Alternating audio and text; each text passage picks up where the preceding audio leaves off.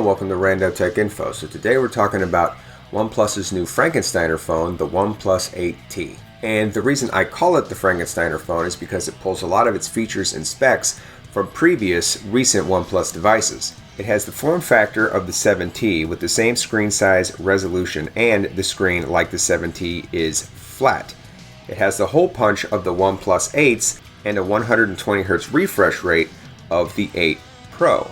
It has very similar specs to the OnePlus 8s from earlier this year, including the same processor, the Snapdragon 865, not the 865 Plus. Now, personally, I don't think that's a huge deal. You don't get a huge performance boost from the Plus. And in fact, last year, when people did head-to-head side-by-side comparisons of the Snapdragon 855 and the 855 Plus, and a lot of tasks, the original 855 was actually a little bit quicker. And I think that probably boils down to thermal throttling. The overclocked chip in the Plus models tends to have diminishing returns on certain tasks. So really not a huge deal. Very similar specs overall. Speed's not going to be an issue with a OnePlus phone. It has very similar battery capacity to the OnePlus 8s. Very similar camera specs to the OnePlus 8, including a 48 megapixel wide camera, a 16 megapixel ultra wide camera, and yeah, there are a couple of junk throwaway sensors there as well. Now, to be fair, there are a couple of new things on this device that have never been seen on a OnePlus device before, including 65 watt charging, which OnePlus claims will charge your phone 60% in about 15 minutes. It also comes with Oxygen 11 out of the box. Oxygen is, of course, OnePlus's Android skin. It is apparently the first Android 11 phone out of the box besides Google's own Pixel phones. So it's definitely got both of those things going for it. Finally, as of right now, you are able to pre-order this phone on both OnePlus's own website and on T-Mobile's website for $749. So will this phone work on your US carrier's network? Well, predictably, if you're on T-Mobile, yes, it will work on your network just fine. The phone is being sold at T-Mobile after all. So if you're on T-Mobile, your 4G and your 5G is totally covered. You're good to go. AT&T and Verizon is a little bit trickier situation. So on Verizon, you get all their 4G bands, so you'll have great coverage there. 5G is a little bit up in the air.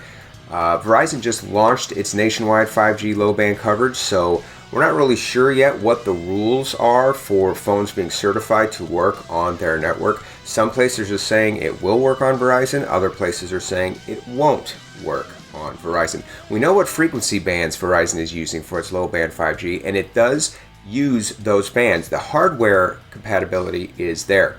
So it's just a matter of if Verizon is allowing this phone to be used on its network or not. I think that's something we'll probably find more information out down the road. If you are on Verizon and you are interested in getting this phone, I would contact Verizon directly and see if Verizon's 5G will work on this device. And the story with AT&T is very similar. So this phone uses 8 out of 9 of AT&T's 4G frequency bands. It uses all of their major frequency bands, so you should be good with your 4G. 5G wise, this phone is not approved to work on AT&T's 5G network. So AT&T is very particular about what phones it's allowing to use its 5G network right now, and apparently this phone is not on the list. So if you're on AT&T, you'll get good 4G, but you won't get 5G, at least not at this time. So where does that leave us with this device? Well, if you're on T-Mobile and you're a OnePlus fan and you want to get this phone, obviously you can get it without hesitation. It will work great on your network. You are fine. Now, if you're on Verizon or AT&T, this is a much tougher sell. To spend $750 on a phone that may or may not get 5G functionality now or down the road just doesn't make a whole lot of sense to me. No, you don't need 5G right now in 2020. But if you're going to go out and buy a new phone in 2020 for future-proofing purchases, it probably makes sense to get a phone that can use 5G. If you have AT&T or Verizon, personally, I would give a serious look to the S20 Fan Edition, the Samsung Galaxy S20 Fan Edition. That phone has very similar specs to the 8T. It has a very similar price to the 8T, and it will definitely work across all frequency bands on the US carriers. So you're just going to get a more reliable phone in that way. Well, that's all the useful information I have today about the OnePlus 8T. What are your thoughts about this phone? Do you think it compares well to the latest offerings from Samsung and Google? Let me know down in the comments. As always, I hope you found this video useful. Thanks for watching, and until next time, this is Rando Tech Info signing out.